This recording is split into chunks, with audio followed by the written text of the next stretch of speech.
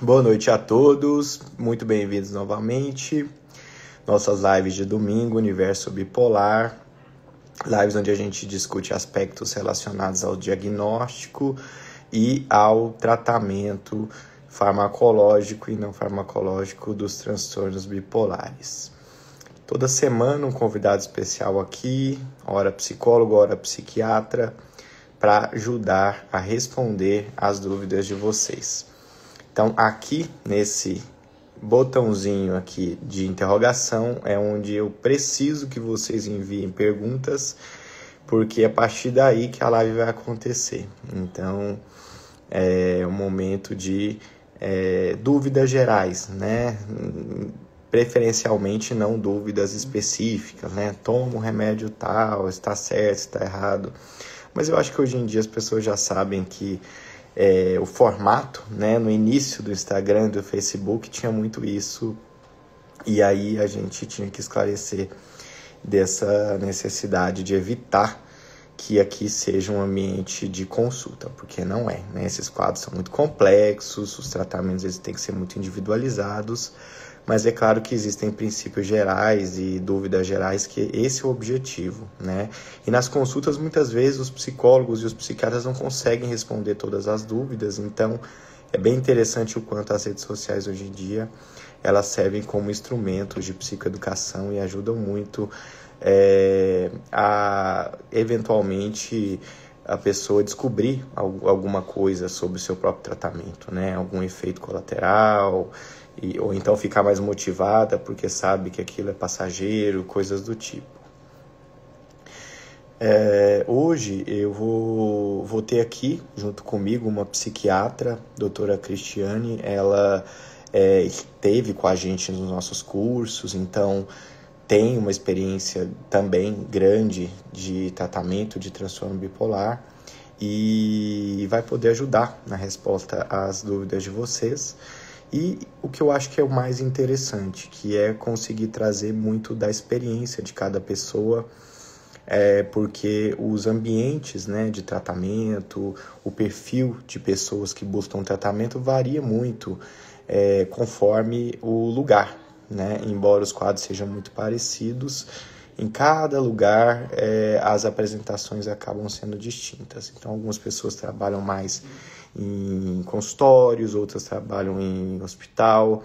Nós tivemos aqui, algumas semanas atrás, uma psiquiatra, a doutora Ana Elisa, que trabalha com ECT, então conseguiu trazer para a gente um pouco das dúvidas acerca disso.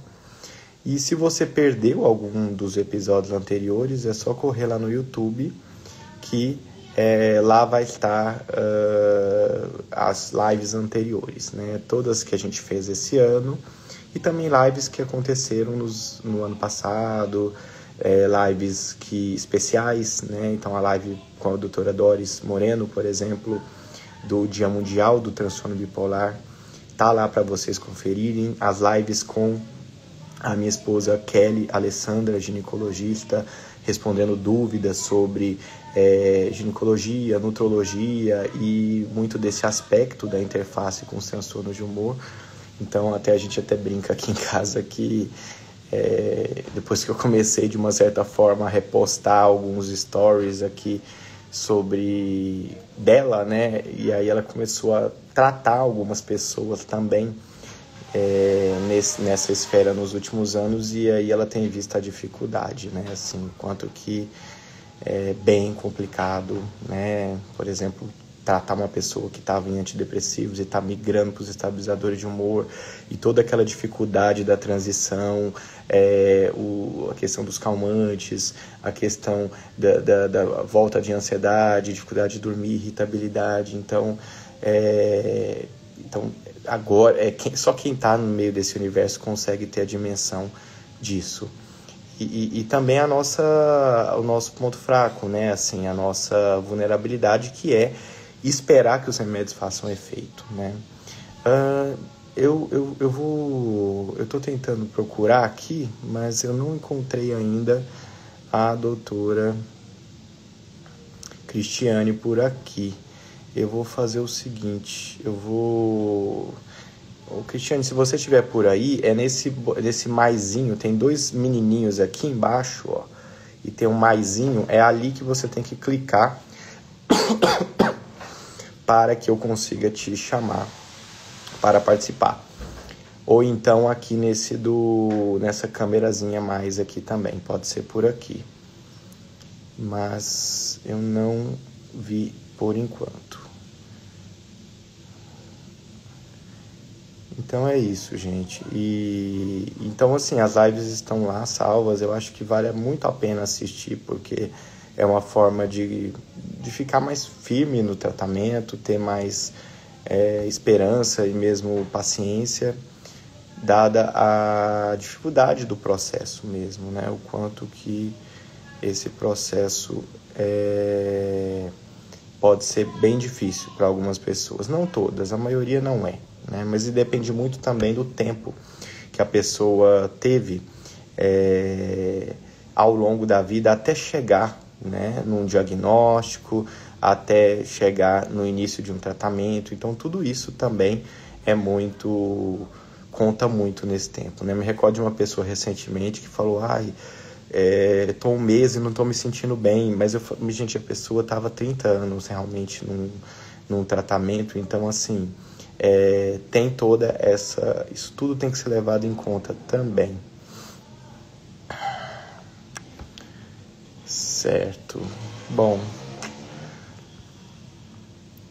eu vou abrir os comentários aqui para ver se eu consigo de alguma forma saber o que está acontecendo com a Cristiane, que se ela está tendo dificuldades para entrar. Mas então, se você estiver por aí, dá um oi para mim aqui nos comentários que eu abri, para eu conseguir saber. Bom, enquanto isso, agora ela entrou. Então, deixa eu acenar para ela. Então, ela me viu. Agora vamos ver se ela aparece aqui no mais para eu convidá-la. Agora sim.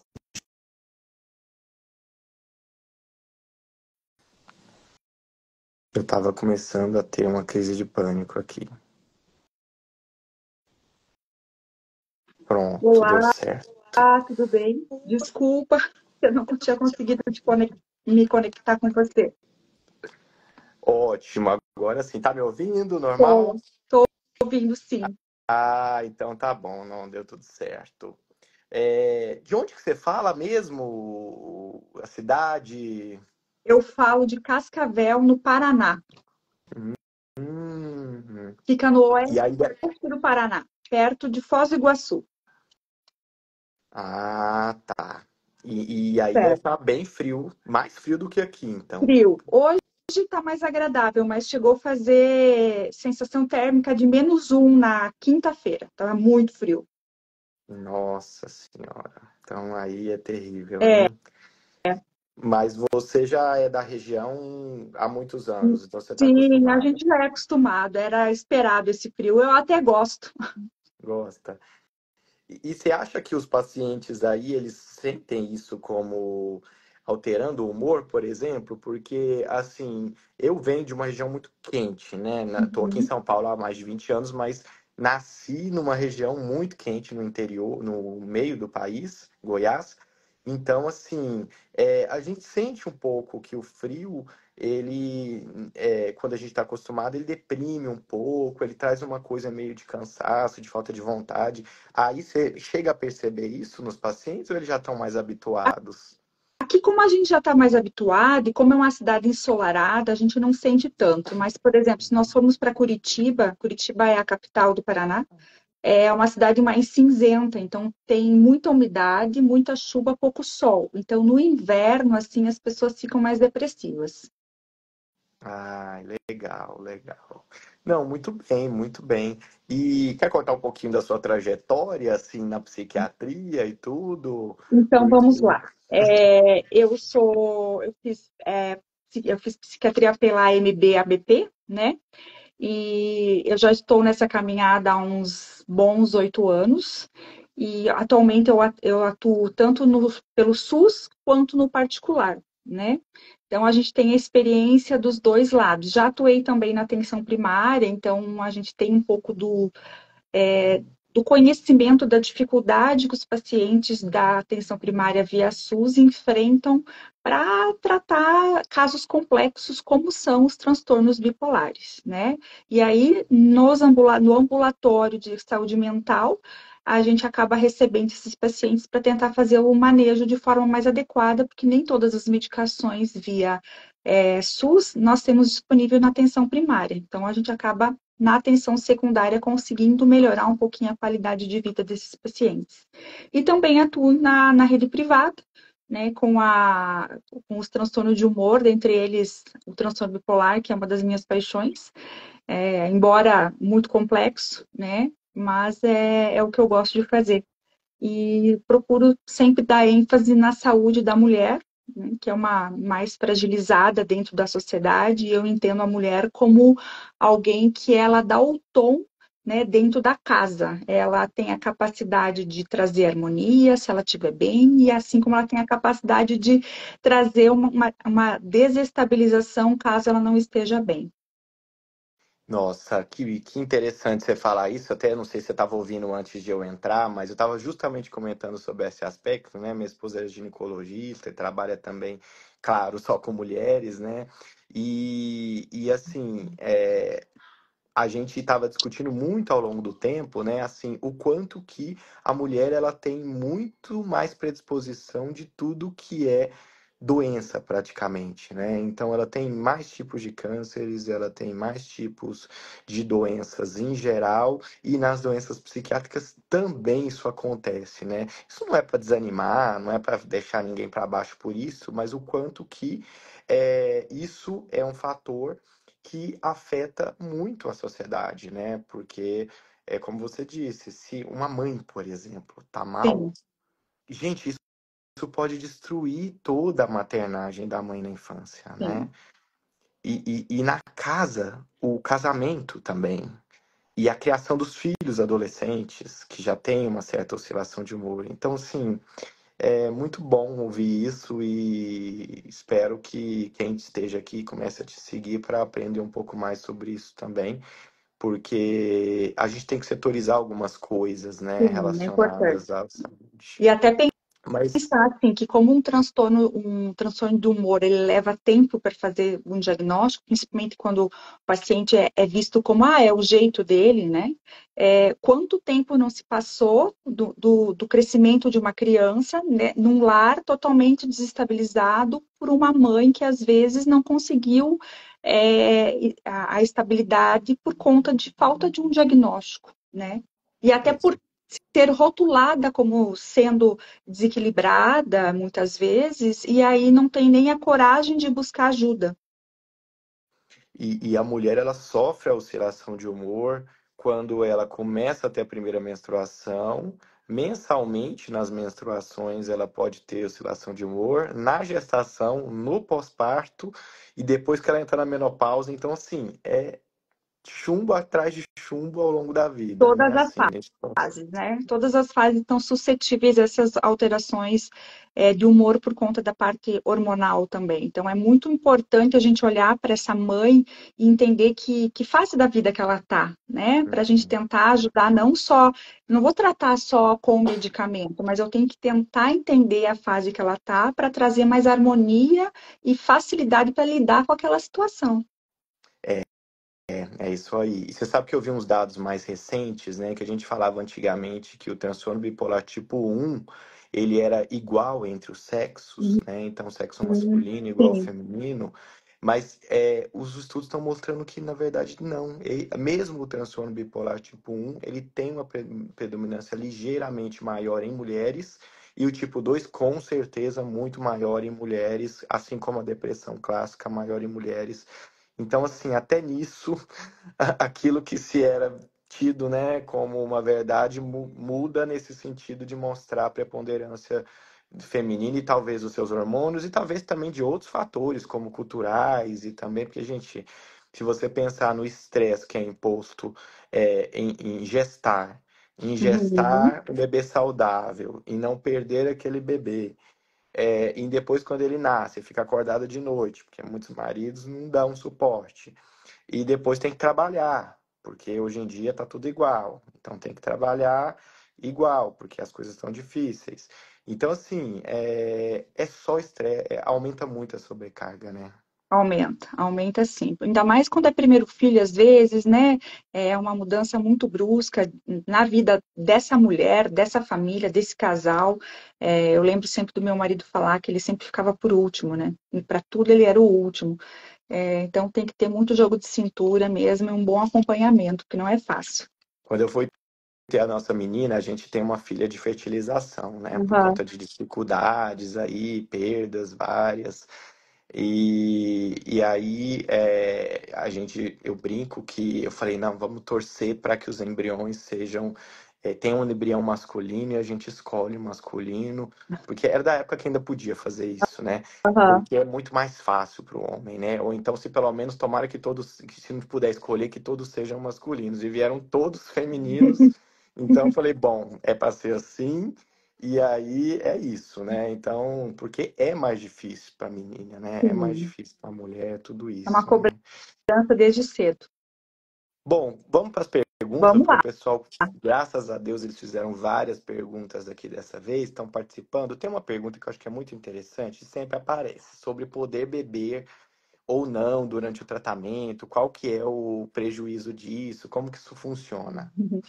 Então, essa é uma pergunta também que eu recebo sempre nas consultas ou no pós-consulta. Ai, doutora, eu esqueci de perguntar se eu posso beber, né? Lógico que o ideal não é beber, né? A gente nunca vai dizer, olha, você pode beber, bebe só um pouquinho. Não, você está num tratamento, então você tem que escolher entre você ficar bem ou, ou ter um impulso para continuar bebendo, né? Então, não é o ideal continuar bebendo. Então, eu sempre oriento que não, nem e às vezes, mas parar o remédio no final de semana para beber. Pior ainda, né? Piorou a situação. Então, a pessoa, quando ela procura ajuda, ela já tem que entender que hábitos precisam mudar, né? Seja o hábito do consumo de bebida alcoólica, seja o hábito do regularizar o sono, seja o hábito de uma alimentação saudável, seja o hábito de uma atividade física regular. Então, o tratamento ele não vem apenas com a medicação. O plano terapêutico ele não é feito apenas da medicação, o plano terapêutico ele é feito como um todo.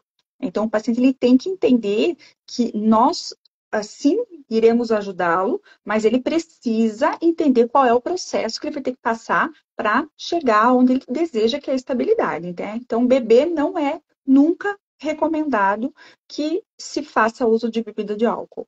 Uhum. Não, e lembrar que o álcool é um Sim. psicotrópico, assim como um medicamento, né? Então eu brinco que a gente passa às vezes em frente àqueles barzinhos lotados de sexta-feira à noite, né? E aí as pessoas bebendo muito. Então o que está acontecendo ali, né? Em quem está bebendo? Porque não necessariamente todos estão, mas quem está bebendo está produzindo efeito químico nas suas áreas cerebrais. É que ninguém fica Uhum. pensando sobre isso Sim, ali na hora, né? sim. Mas você está mudando a forma do seu cérebro funcionar naquele momento, né?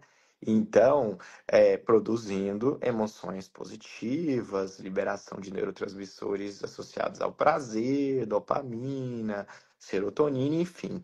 Mas, então veja o quanto que é a mesma coisa que alguém que está com a pele queimada falar se posso jogar álcool para ajudar a ferida a cicatrizar. Não, Uhum. pelo amor de Deus, não Sim, faça isso, que isso vai sim, atrapalhar. Então, assim, principalmente nessa fase aguda, que quando a pessoa procura a gente, ela está, por algum motivo que ela procurou, porque ela está numa fase aguda, né? sim, exatamente. Então, é importante olhar para isso, né? E a gente recebe também muitos pacientes que às vezes vêm de uma dificuldade de sono, de uma ansiedade importante, seja ela dentro de um transtorno ansioso, um transtorno de insônia, ou dentro da própria bipolaridade, mas vem muitas vezes usando o álcool como forma de amenizar, né, esse sofrimento, seja para melhorar o sono, para conseguir dormir mais rápido, ou até para aliviar aquela ansiedade, aquela fobia dia, né, até de enfrentar algumas coisas. Então, a gente tem que já, de cara, orientar que a bebida está sendo como uma fuga, né, e que não é a melhor forma de ajudar nesse momento. E a gente precisa mudar esses hábitos, sim. E até ampliando um pouco a resposta, às vezes já apareceu na época que eu abri as caixinhas, assim, sobre o uso de testosterona e hormônios, né? Uhum, Gente, também são substâncias que têm efeito no sistema nervoso, né? Talvez as pessoas entendam um pouco menos porque não imaginem que a testosterona tem efeito no músculo e faz a pessoa ter mais força e hipertrofia, mas ele é um medicamento que passa para dentro do cérebro. Então, uhum, a pessoa pode ter várias alterações, até psicose, se tem uma curiosidade de ler a bula, né? Não com aquele intuito de ficar buscando coisas, mas no intuito de curiosidade. Vocês vão ver coisas ali que assustam às vezes. Não é para assustar, porque muitas vezes são coisas raras, mas, ou seja, é possível acontecer psicose, né, com uma pessoa que usa um hormônio.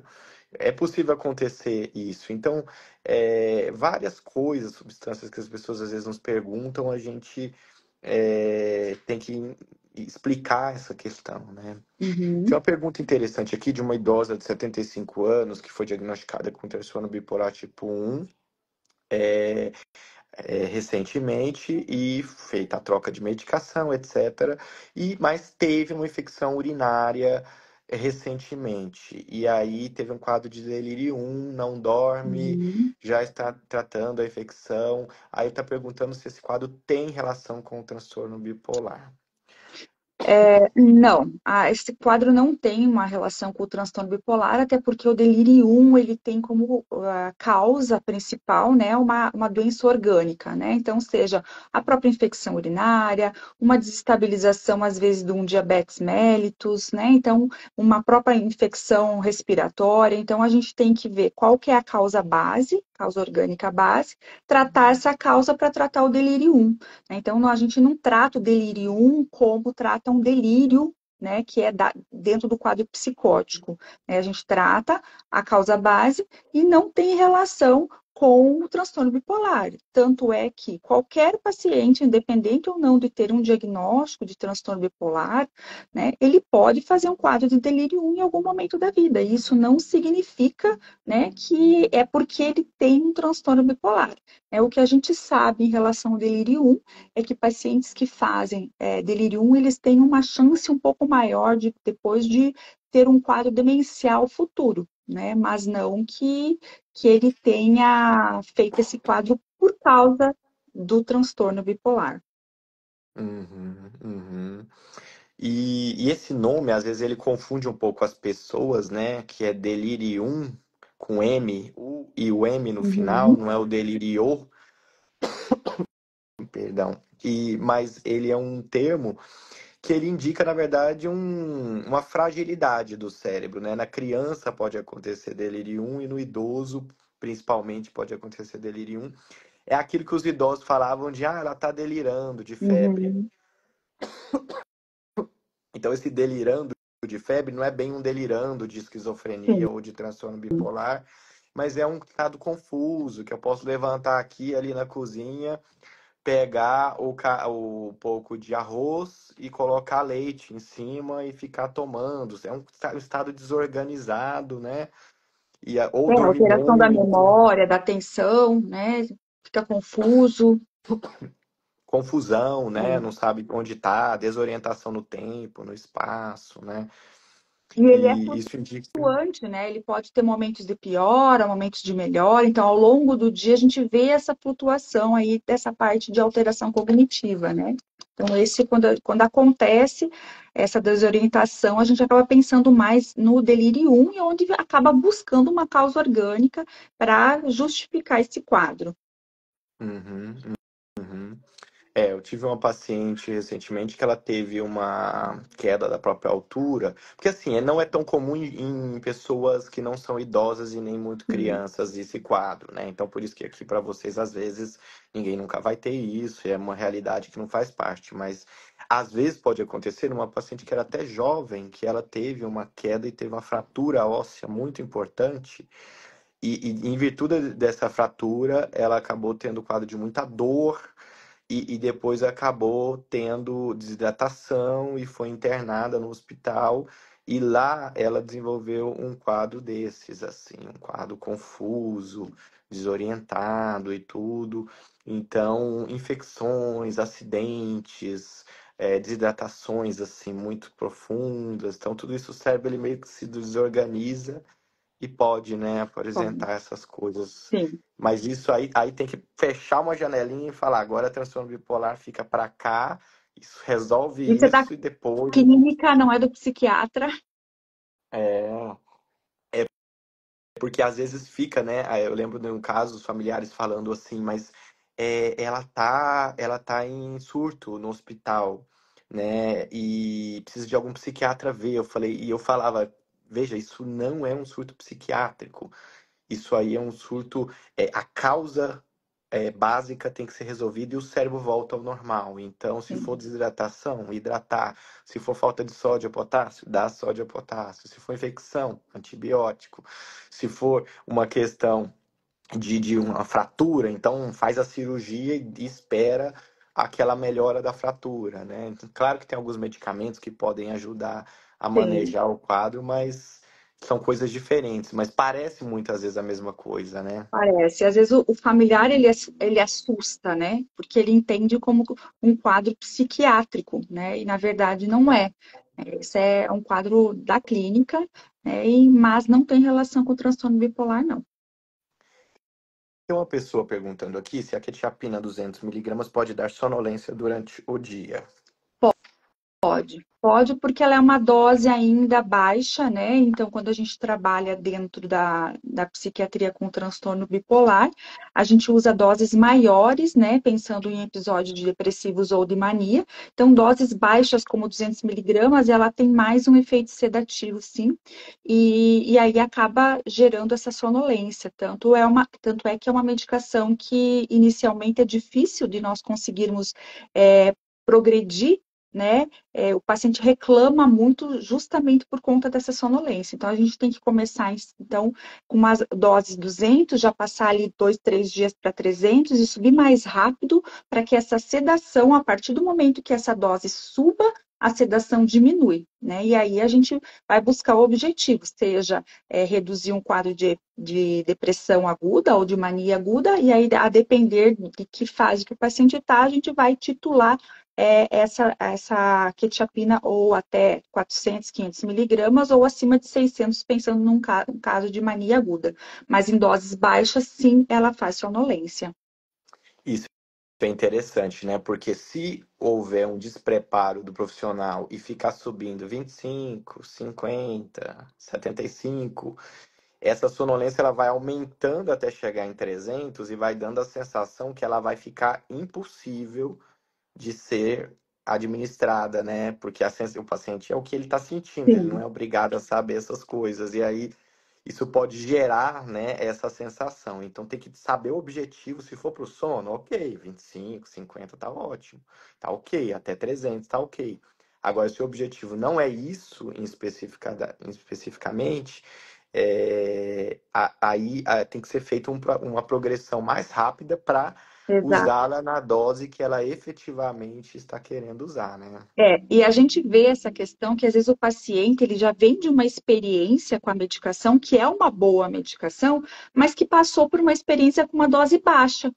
E aí ele chega para a gente e fala assim: não, eu não quero essa medicação, porque eu durmo o dia inteiro, eu não consigo produzir, eu não consigo sair da cama, eu não consigo cuidar dos meus filhos, então essa medicação não é adequada para mim. Então vai toda uma psicoeducação de ensinar para o paciente que foi a dose só, que foi uma dose baixa, que tem esse efeito de sedação, né? E que a gente chegando na dose que precisa chegar, esse efeito ele vai ser minimizado e vai até desaparecer. Uhum. E também uma experiência que eu já vi, assim, embora qualquer tiapina ela não seja um muito comum, mas ela pode acontecer, que é também ficar em doses antidepressivas, que são de 300 a 600, e eventualmente isso a pessoa ativar muito Uhum. nessa faixa de dose, né? E claro que é possível essa dose ser utilizada, principalmente se a pessoa está usando outros estabilizadores juntos, como lítio, divalproato, que daí eles são antimaníacos, mas às vezes só quetiapina e só 300, às vezes a pessoa fica ativada e ela precisa realmente estar em 600 ou mais, né? E engraçado que daí ela é um medicamento que tem caras diferentes, né? A depender da dose, né? Sim, ela é uma medicação super versátil, né? E a quetiapina, claro, como você já falou outras vezes, ela não é uma medicação para todo mundo, né? Mas ela é uma medicação versátil porque nós conseguimos trabalhar tanto o polo de mania, hipomania ou o polo depressivo. Também conseguimos trabalhar com ela na manutenção, então, para todas as fases, ela é bem indicada, e a gente entende que também ela diminui o risco de virada, né? Ou desde que, claro, que esteja na dose correta. Então, é uma ótima medicação e a gente pode trabalhar com ela em monoterapia, né? Diferente de outras medicações que a gente não consegue trabalhar em monoterapia. Então, só que tem que ser assim, bem orientado, esse paciente ele tem que estar bem orientado para que ele entenda, né, que a gente precisa chegar, né? Então, para chegar a 600, não, né, a gente vai ter alguns dias aí para caminhar nesse processo. Então, alguns efeitos colaterais eles vão aparecer, né? E é preciso que o paciente compreenda, né, para suportar esse caminho. Uhum. E lembrando que vai adaptar esse efeito. É muito interessante que, às vezes, eu já passei por situação que a pessoa fala assim: não tem como, é muito alta, eu não estou conseguindo acordar antes de 9:30 da manhã e tal. Só que vai passando os dias, especialmente as semanas, esse efeito ele vai regredindo, esse efeito sedativo, porque o corpo ele se adapta. E aí o que esse efeito de sonolência ele vai sumindo, vai voltando. Com clozapina também acontece muito isso. Só que esse começo, ele às vezes é assustador porque em algumas pessoas é um sono muito intenso por alguns dias, Sim, mas que depois ele vai corrigir. E lembrando que o dormir de noite, tá? Não estou falando de dia. Ele não é ruim, muito pelo contrário, um processo de estabilização ele vai ser melhor quanto mais cedo você conseguir colocar a pessoa para dormir cedo e acordar cedo, preferencialmente, mas principalmente o dormir cedo. E então, vocês não lembram, gente, quando eu atendo paciente mais velho, é muito comum às vezes, muito comum não, mas é comum nos mais velhos você escutar histórias assim. A pessoa, anos antes de ser diagnosticada com bipolaridade, lá atrás ela era muito acelerada e trabalhando tudo, mas aí ela teve um burnout. Aí ela era levada para um hospital para fazer sonoterapia. Aí ela ficava lá 3 dias, sexta, sábado e domingo, dormia o dia inteiro, dava algum remédio benzodiazepínicos, provavelmente, e a pessoa melhorava, né? Então, é muito importante essa questão do sono, ela é estabilizadora, né? O sono, ele sim, é um dos pilares muito sim. importantes, né? Eu até costumo comparar sempre para o paciente o sono à dor, né?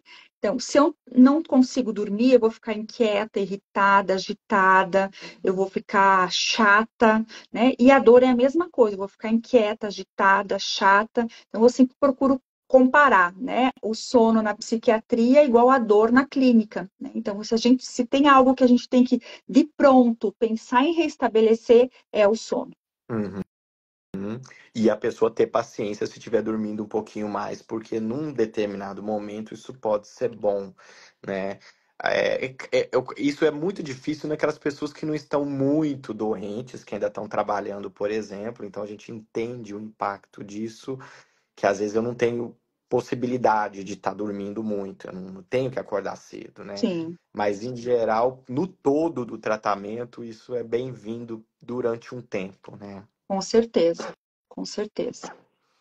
Tem uma pergunta aqui sobre falar sobre ciclotimia em adolescentes e esse diagnóstico. Então, a ciclotimia, né, a gente tem aí sintomas, né, do polo depressivo, sintomas do polo maníaco ou hipomaníaco, que não fecham um critério para episódio. né? Então, o paciente fica ali 2 anos, né, com aqueles sintomas onde eu não consigo parar e definir se ele fez episódios de hipomania ou mania, né, ou de depressão ao longo desse período.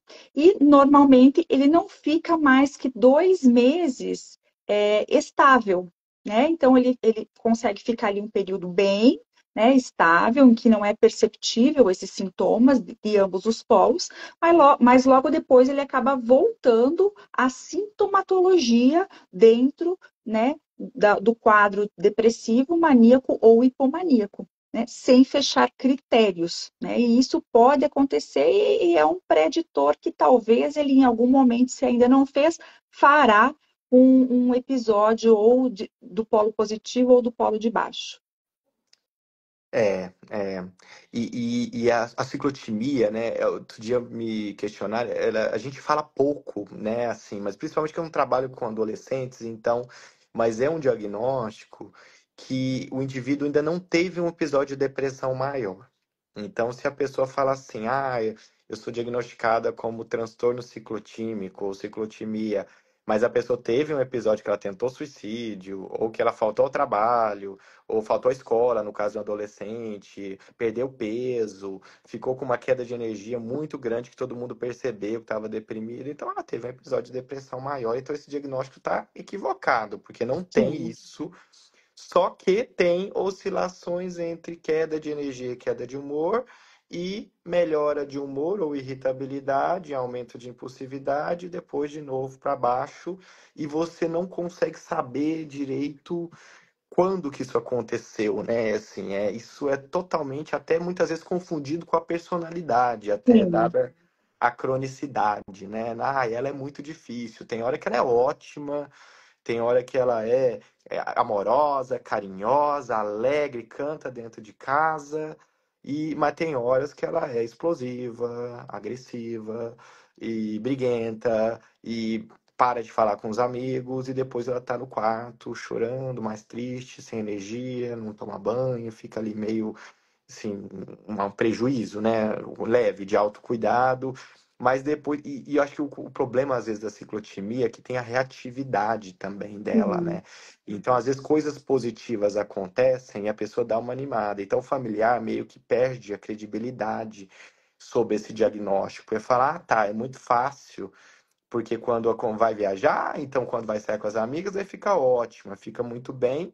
Mas aí depois, quando tem que fazer uma coisa que eu quero, que é limpar a casa ou fazer alguma coisa, aí fecha a cara, me xinga, me trata mal e vive de lua, assim, desse jeito, né? Mas é esse de lua mesmo que é a É, ciclotimia, né? e a gente tem que lembrar também que nos adolescentes, né, é comum às vezes acontecer aqueles sintomas atípicos, né, que são justamente essa reatividade do humor. Às vezes o adolescente ele dorme mais, né, come mais e isso pode se confundir como personalidade, como você falou, é da fase da adolescência, né? Adolescente é assim mesmo.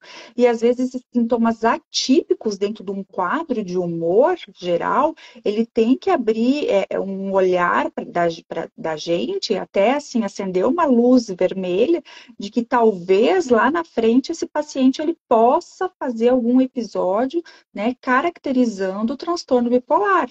Né? Então, isso também é algo que nos adolescentes a gente tem que olhar. Eu também não trabalho com adolescentes, não é o meu foco, né? Mas tem que sempre olhar para esses sintomas atípicos que esse paciente adolescente traz para o consultório. E sempre lembrar de ouvir uma terceira pessoa, né? Pai, mãe, ou quem esse adolescente convive. E quando o pai já é diagnosticado ou a mãe já é diagnosticada, então aí sim, gente, mais ainda é importante validar esse sofrimento, essas alterações. Eu sei que confunde muito com a adolescência, mas em geral, quando você olha a média dos adolescentes com as quais o seu filho convive, se ele tivesse diagnóstico, isso é muito marcante em relação aos outros, né? E todos os outros já comentam, já existe essa noção de, é mais, ela é meio difícil, ela é meio de lua e tudo. Então, quando chega nisso, do ambiente perceber isso, é porque a intensidade é maior E justamente, às vezes, eu acho que já aconteceu uma vez, antigamente eu tinha os atendimentos de adolescentes, e o pai, ele dizia assim, eu tenho transtorno bipolar, mas é totalmente diferente. Isso aqui que ela tem é folga e é Uhum. frescura. Eu sei o que é um episódio de depressão, eu sei o que é um episódio de hipomania. Aí a gente tem que até falar, mas o cérebro do adolescente não é igual ao seu, a manifestação é totalmente Sim. diferente. Então, eu Até tenho porque que não ensinar isso, né? Até porque não tem uma maturidade, né, do córtex pré-frontal ainda, tem toda essa questão. Então, não dá para comparar, né, um quadro de depressão ou de mania hipomania de um adolescente de um adulto, jovem ou até de um adulto. E também de um idoso é diferente, né? Então, a gente tem que sempre olhar para isso, né, em que fase da vida que esse indivíduo está, para ver se é compatível. E como você falou, o adolescente, muitas vezes, ele vai causar sofrimento para o entorno dele. Talvez ele não esteja percebendo, mas o entorno dele já percebeu que está insustentável, né? E não vai vir aquela manifestação como do adulto de buscar e falar, mãe, eu tô aqui, eu queria conversar com você. Eu sinto que eu tenho queda de energia e que minha cabeça não funciona às vezes. E tem horas que eu fico irritada, eu trato a senhora mal e eu não gostaria de fazer assim. Não vai ter essa crítica desse jeito. Não, Então, assim, na verdade, é uma pessoa que tá com esse turbilhão dentro dela e ela simplesmente vai jogando para fora. reagindo, jogando, atingindo. E aí é muito difícil para o ambiente, às vezes, entender isso, porque eu sofro sintoma, a pessoa parece que está ali alheia, não está nem aí com nada, mas está em sofrimento e não tem essa humildade, porque não tem a crítica, não tem todo esse cognitivo do adulto preparado para expressar sofrimento. Até Sim, gente adulto, é muito difícil expressar sofrimento. Gente, até falando de homens e mulheres, por exemplo, é totalmente diferente a expressão de sofrimento masculino e de feminino. Então, imagina num adolescente, onde você tem uma maturidade do cérebro, uma dificuldade de controle das emoções, dos impulsos, e essa imaturidade de habilidade, de expressar o que está sim, acontecendo, né? E tentar resolver o problema. Então, os pais têm que ter muito discernimento nessa hora, sim, levar para uma avaliação, claro, escutar o diagnóstico. E eu vi um artigo uma vez, eu também não atendo, já falei, eu não atendo adolescentes, então eu não me aprofundo tanto nisso. Também na página não aprofundo nesse ponto, mas eu já li sobre isso. E eu li uma aham, vez que, em geral, a ciclotimia ela vem buscar ajuda com outra queixa mais importante do que a flutuação de humor. Então, em geral, eles vêm se queixando de sintomas ansiosos e não depressivos, por exemplo, uma crise de pânico ou transtornos alimentares, por uhum, exemplo. E aí, a hora que você olha com uma lupa com mais calma, você vê que tem uma flutuação do humor, da energia e dos ritmos biológicos, do sono. Hora dorme pouco e hora dorme muito. Então, essa história, às vezes, o adolescente dorme a tarde inteira uhum, depois que chega da escola, né? Uma vez ou outra, tudo bem, mas assim, sempre. Dorme a tarde inteira, dorme a tarde inteira. Aí depois no mês seguinte, não dorme nunca. uhum, Não dorme nunca de tarde. E às vezes de noite tá até 1 da manhã acordado. Então isso é uma flutuação sim. duradoura dos níveis de energia, né? Cabe se olhar para isso com muita calma, né? Sim, tem que ter paciência, né? Que o adolescente já é uma fase difícil. Se a gente não olhar com carinho e acolher isso, a gente leva eles para mais longe ainda e vai ser mais difícil o resgate desse paciente. Eu tenho, só para finalizar esse ponto, eu lembrei aqui de uma psicóloga uma vez que me trouxe a filha dela. E aí isso me marcou muito, porque eu tenho uma filha e fico pensando sobre isso, né? Ela falou assim, Diego, a hora que ela fez 12 anos, ela virou uma outra menina. Ela era carinhosa, ela era muito companheira, muito alegre, uma luz, uma energia, uma alegria. Depois dos 12 anos, ela não falava muito comigo mais, ela ficou mais no quarto, não deixava ver as coisas, sem paciência, ai, não sei o quê. Então, assim, neste caso, teve um diagnóstico, isso foi um episódio, ela começou a ter oscilações mesmo de humor, né? Mas às vezes não tem isso nessa intensidade, mas a gente tem que estar preparado para entender que é o cérebro que É, muda, né? E fica muito difícil para eles de manter o mesmo prévio, porque eles viraram outro ali, com flutuações que são da adolescência sem e que contar a parte hormonal, é, né, Diego? Então, a gente tem que olhar para isso, né? Não adianta. E daí, quando a gente olha também para a família e tem história familiar de transtorno bipolar, né? De esquizofrenia, autismo, né? A gente sabe que são patologias que compartilham genes. A gente tem que abrir um olhar para isso e pensar numa hipótese diagnóstica. É só uma hipótese, não significa que será, né? Mas sempre tem que levar em consideração essa possibilidade. e tanto no adulto quanto no adolescente, e na criança também, a gente muda o curso de vida quando você trata algo que é sintoma, né? Porque assim, uma mãe, por exemplo, que é irritada, explosiva, ela vai ter uma maternagem de um jeito. Se você trata, você muda totalmente o curso do impacto que ela vai ter sobre seus filhos. E o adolescente, que ele precisa ter amigos, ele precisa ter relacionamento, ele precisa ter confiança, autoestima, ele precisa saber o que ele quer fazer, porque se a cabeça estiver instável, tem hora que ele gosta de uma coisa, depois ele já não gosta. Então ele não sabe o que ele gosta, não sabe o que vai fazer. Então, assim, é muito delicado, é um momento muito decisivo, né? É, é complicado.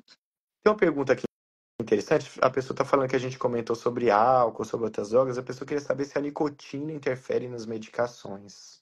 Algumas medicações, sim, né? Algumas medicações a gente sabe que acaba diminuindo o nível sérico da medicação e aí o efeito terapêutico é menor, ou seja, a medicação vai ter menos, vai causar menos efeito, vai acabar não melhorando tanto os sintomas, né? Um exemplo assim que me vem agora é a clozapina, né? Que não são todos os pacientes bipolares que têm que chegar ao nível de usar a clozapina, mas a gente sabe que tem outras doenças, outras patologias psiquiátricas que sim, que nós usamos. Então, a nicotina, ela pode influenciar, né? Só que a gente também tem que pensar que a nicotina, assim como qualquer outra substância, ela pode vir, né, como uma forma de impulso, né? Então, às vezes o paciente ele está ali, né, aumentou a carga tabágica, né? Fumava um maço dia, agora está fumando 2, 3 maços dia e confunde isso com um quadro ansioso. Será que é um quadro ansioso ou será que isso é um comportamento impulsivo, né, que pode estar permeando ali um episódio dentro da hipomania? Né? Então tem que sempre considerar. Mas sim, a nicotina ela pode interferir em algumas medicações. É. Uma outra que eu me lembrei aqui é o olanzapina também tem uma o cigarro ele diminui os níveis Uhum. séricos, então se você toma olanzapina e fumar muito, e você não vai ter o efeito da substância da olanzapina no seu Aí organismo, né? o que acontece? A gente tem que aumentar muito a dose da medicação para ter um efeito terapêutico, mas lembrando que a gente vai ter os efeitos colaterais, né? Então, e dentro da olanzapina e a clozapina também, a gente sabe que eles afetam muito a parte metabólica. Então, levando o risco de aumento do colesterol, aumento do triglicerídeo, aumento dos níveis glicêmicos, né? Podendo causar todo um distúrbio metabólico. Então, tem que sempre pensar nessa parte. Quando a gente escolhe uma medicação para o paciente, a gente vai, claro, escolher uma melhor medicação dentro do momento que o paciente está, mas não desconsiderando quem é essa pessoa. Ela já tem um sobrepeso, ela tem uma diabetes mellitus diagnosticada, então eu tenho que pensar que talvez olanzapina, clozapina e outras medicações que afetam a parte metabólica desse paciente não vão ser as melhores para aquela pessoa. Isso não significa que não seja uma boa medicação. Exatamente, né? E assim, eu estava até conversando hoje, eu fiz uma mentoria de um dos cursos, E assim, às vezes a gente coloca umas coisas na cabeça, porque é o que acontece com a maioria, mas não necessariamente aquilo que acontece com a maioria vai acontecer com todos. A gente estava revendo os dados do risco de malformação associada a ácido valproico, Uhum. e a gente sempre fala assim: ácido valproico não pode ser usado no primeiro trimestre da gestação porque dá malformação. Só que, na realidade, 50% das pessoas vão ter malformação. Claro que a gente não vai correr esse risco, porque 50% é igual um dado, né? Não, não é um dado, é 50%. Então, mas isso não é necessariamente um 100%, entende? Então, não é 100%. E com medicações também é a mesma coisa. Quando a gente fala assim, olanzapina aumenta o apetite e pode dar ganho de peso. Isso é na maior parte das pessoas, mas não é em 100% das Exatamente. pessoas. Porque às vezes a gente chega numa situação que a pessoa não tem outras possibilidades, dado alguns efeitos colaterais, e ela não experimentou o medicamento. Então, como é que ela pode dizer 100% que aquilo vai causar aumento de apetite, ela vai engordar e vai ser um horror e tudo, né? É complicado isso na E prática. essa questão do ganho de peso até foi interessante tu ter falado, Diego, porque uma das queixas, assim, que as mulheres têm muito, né? A gente propõe, faz a proposta terapêutica, a primeira coisa, eu vou engordar?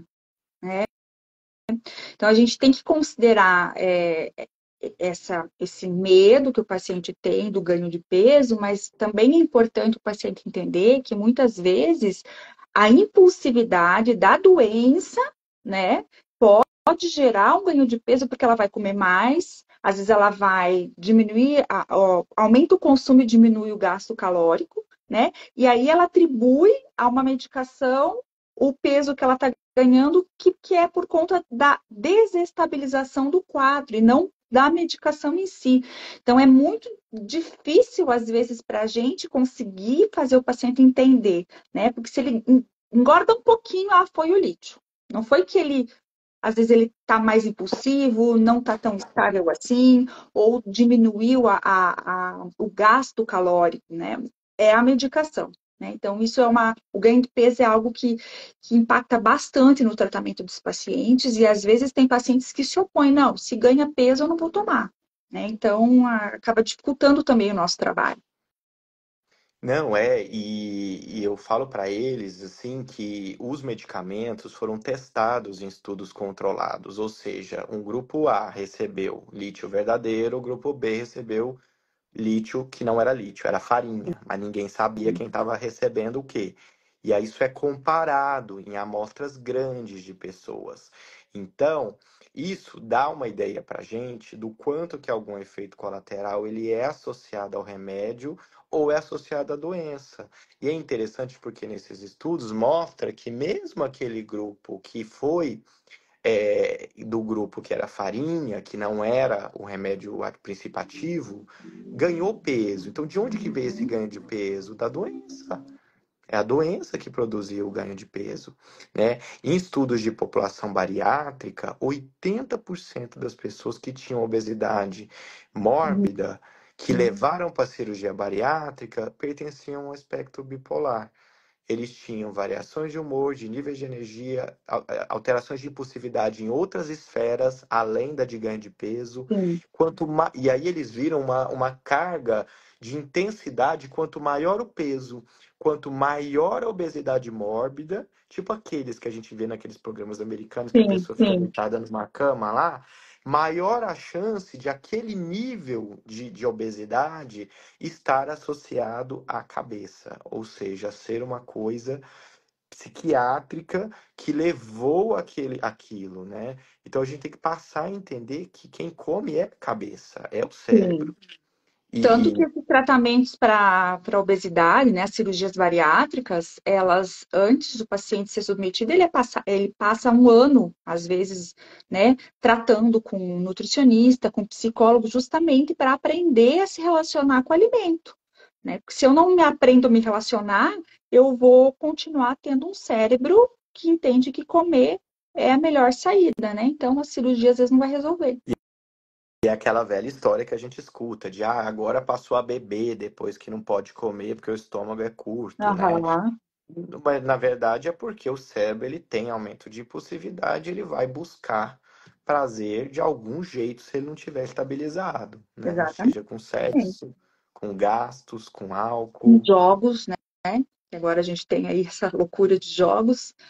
Então, de alguma forma, ele vai estar instável e aí ele vai falar que às vezes é a medicação que está fazendo com que ele ganhe peso. Na verdade, é a instabilização da patologia. Certo. Acho que dá tempo de mais uma pergunta que está aqui bem interessante. Uma moça fala que a irmã dela é bipolar tipo 2 e que essa, que é a outra irmã, que aparentemente não tem diagnóstico, Uhum. tem um filho. E esse filho foi diagnosticado com um toque.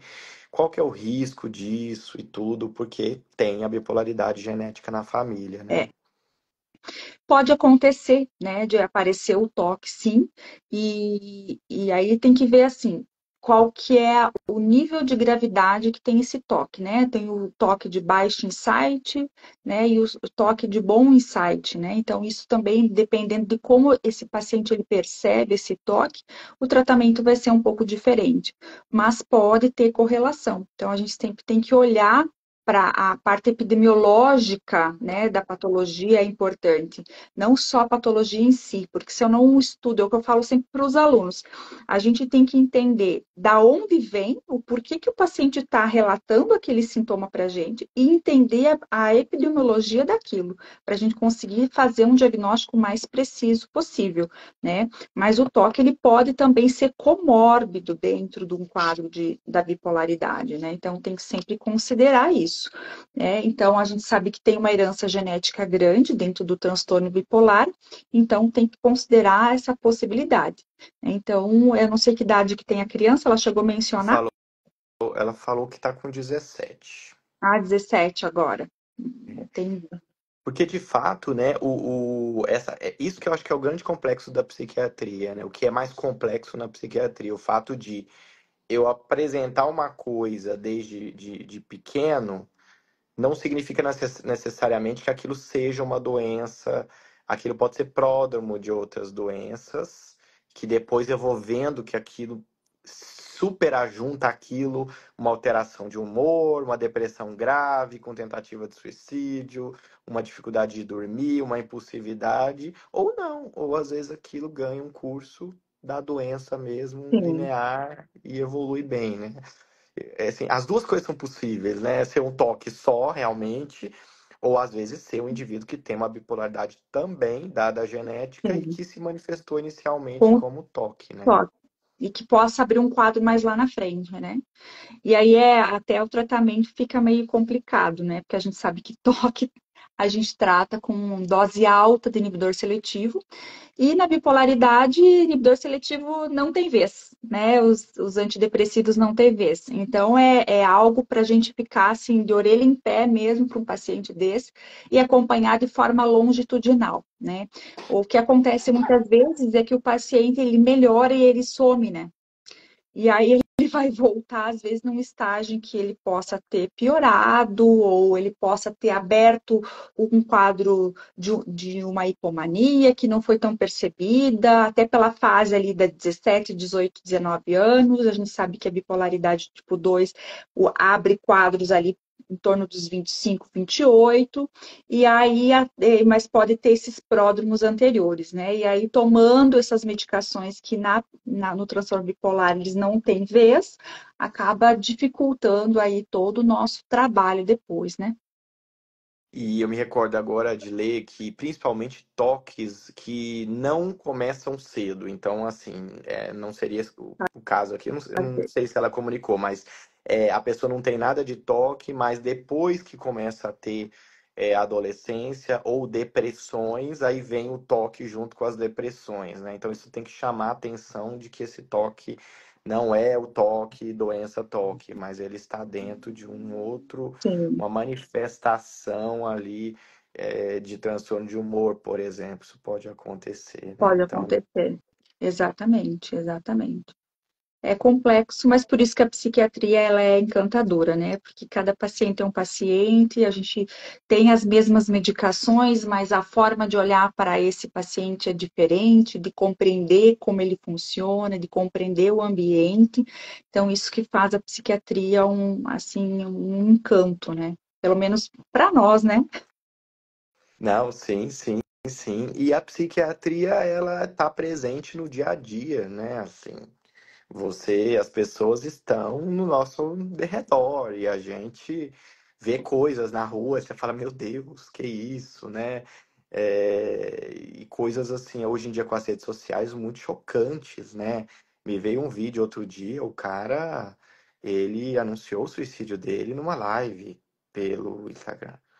E ele foi falando, aconteceu isso, aconteceu aquilo, e não dá mais e tal, e depois mostra, dá um corte e mostra um carro capotado na rodovia. E eu falo, gente do céu. Então, assim, hoje em dia as coisas estão muito expostas, né? Então, nesses casos, por exemplo, de mania ou de hipomania, você está muito exposto. Antigamente, tá, numa festa lá, a pessoa fez alguma coisa, pouca gente ficou sabendo ali. Hoje em dia isso amplifica de uma forma muito grande, né? Sim, sim. E aí acaba gerando mais culpa, né? Vergonha, frustração, e aí esses sentimentos aí acabam dentro de um quadro depressivo, principalmente quando um quadro misto, né? Misturada com ali, sintomas mais ansiosos, é uma bomba relógio, né? Para qualquer momento poder acontecer alguma coisa, né? Não sei se vocês viram.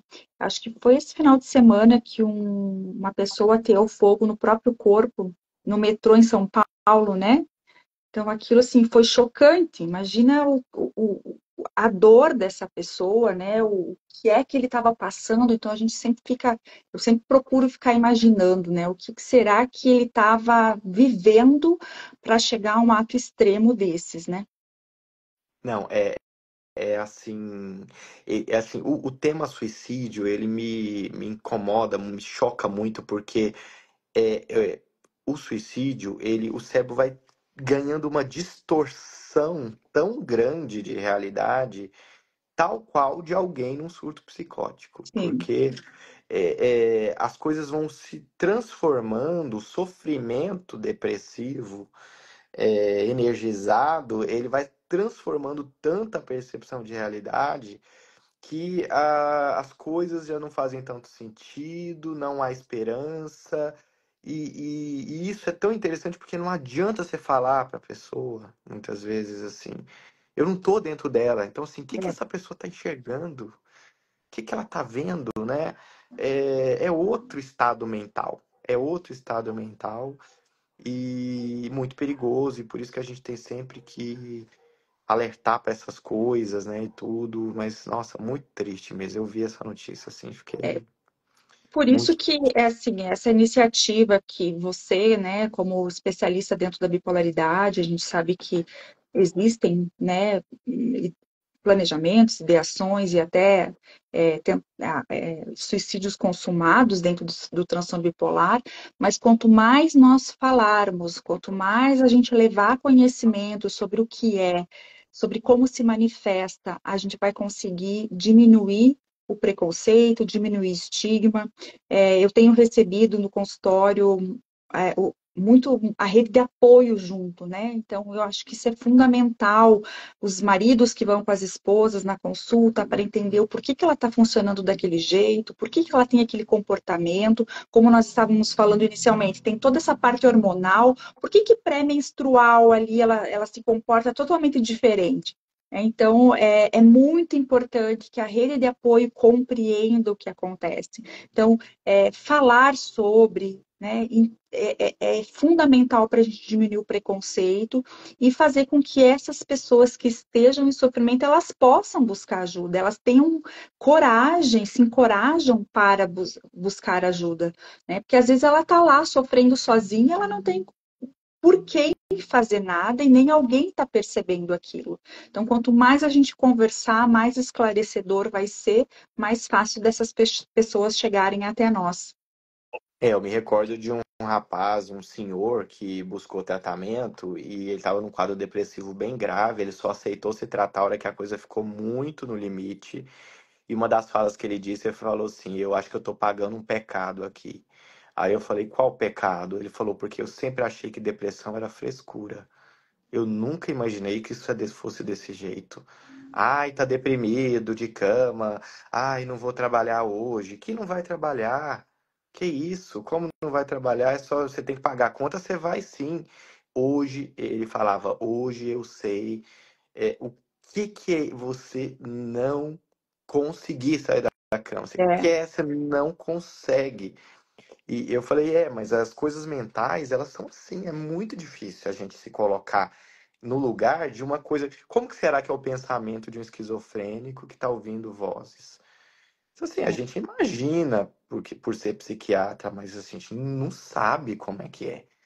A gente não é a sabe. mesma coisa, esses quadros leves de depressão, né? Muitas vezes tem aquele julgamento, nossa, mas você está tão bem, né? Mas a custa de quanta dor, né? De quanto sofrimento é estar tão bem por fora, né? E mais por dentro. Como que será que está essa pessoa, né? Então, sempre a gente tem que ser mais empático, se colocar também no lugar do outro, né? A gente tem como fazer psicoeducação também, né? Na rede social, como a gente está fazendo hoje, e a Sim. nossa função como psiquiatra, eu entendo que também é isso, né? Não é só sobre encontrar a medicação certa, na dose certa, mas é difundir esse olhar, né? De acolhimento, né? Então, é só assim que a gente vai conseguir esse paciente chegar mais perto de nós. Uhum. Exatamente. Ó, hoje eu vi uma hora, estavam 130 pessoas aqui. É como se a gente tivesse atendido 130 É, pessoas e feito psicoeducação antes de começar a semana. Olha que que bom. bom, né? Que bom. E todos esses 130 que tiveram com a gente, que se sintam acolhidos, né? E, de certa forma, se são eles que estejam passando por algo, ou alguém ao redor deles que estejam passando por algo, que eles olhem diferente e busquem ajuda, que vale a pena. Viver é muito bom. É isso aí. Força, persistência, não é fácil, mas tudo passa. Tudo Tudo passa. passa e chega uma hora que as coisas mudam, né? Então, Eu sempre muito falo, obrigado. ninguém larga a mão de ninguém, né? Isso aí. Muito obrigado, foi muito bom papo. Se deixasse, eu ficaria aqui mais tempo, porque foi bem produtivo mesmo. Eu que Muito agradeço. obrigado. Foi muito bom conversar com vocês, né? Com todo mundo que está aí. Ainda temos bastante gente ao vivo. A gente agradece. Eu, de coração, agradeço a oportunidade de estar conversando com você e que não nos falte oportunidade para uma próxima conversa. Então é isso. Boa semana a todos, tudo de bom. Obrigada para todo mundo. Um Um abraço. abraço. Tchau, tchau. Tchau.